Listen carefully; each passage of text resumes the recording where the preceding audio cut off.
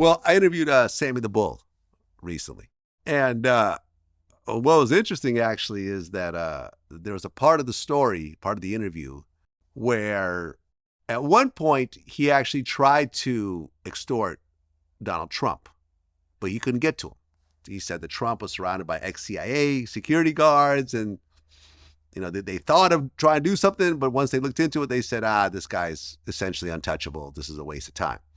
Years later, Steve Wynn was trying to block Trump from starting a casino in Vegas, a competing casino.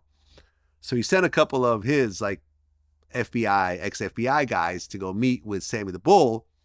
And they're like, listen, Steve Wynn would be very appreciative if you could tell us about Donald Trump's mob ties. And Sammy was like, well, there are none. We tried, nothing happened. You want me to lie? How much are you going to pay me to lie? Like, well, no, Steve Wynn's not going to want you to lie. Well, how much is he going to pay me? Is he going to give me a certain amount of money? Do I get a piece of casino? I'll lie if you want me to lie. But I'm telling you, he didn't do nothing. So what do you want me to do? Donald Trump reposted this part of the interview on his Instagram.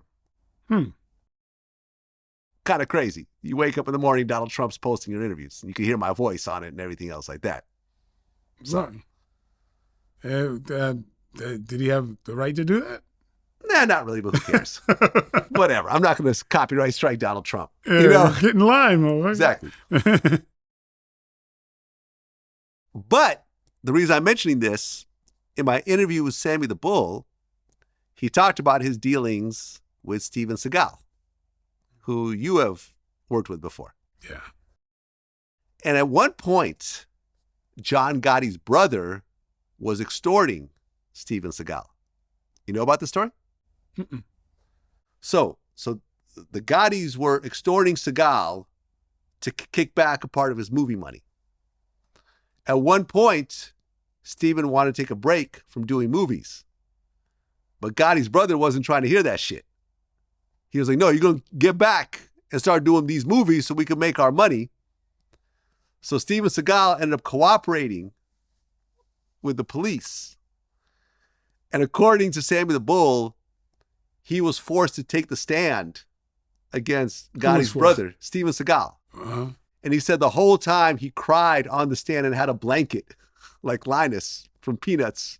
It was basically holding his blanket and crying on the stand as he was testifying against Gotti's brother. He testifies in court, Steven Seagal. And he didn't want to do it. He was scared to death. And I think when I said the story, he had some sort of, when you're young, you're a kid, you carry this little secure blanket, a little blankie or something. Like Linus from the Peanuts? Whatever, yeah.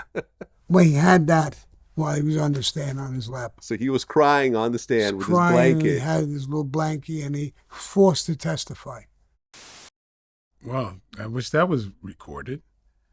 It's probably in the transcript somewhere. Yeah, well, you think they would put the blanket in the transcript? Maybe.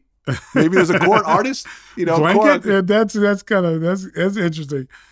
That I keep seeing things in movies, and I'm like, wow, that'd be a pretty fun movie. Yeah. Yeah.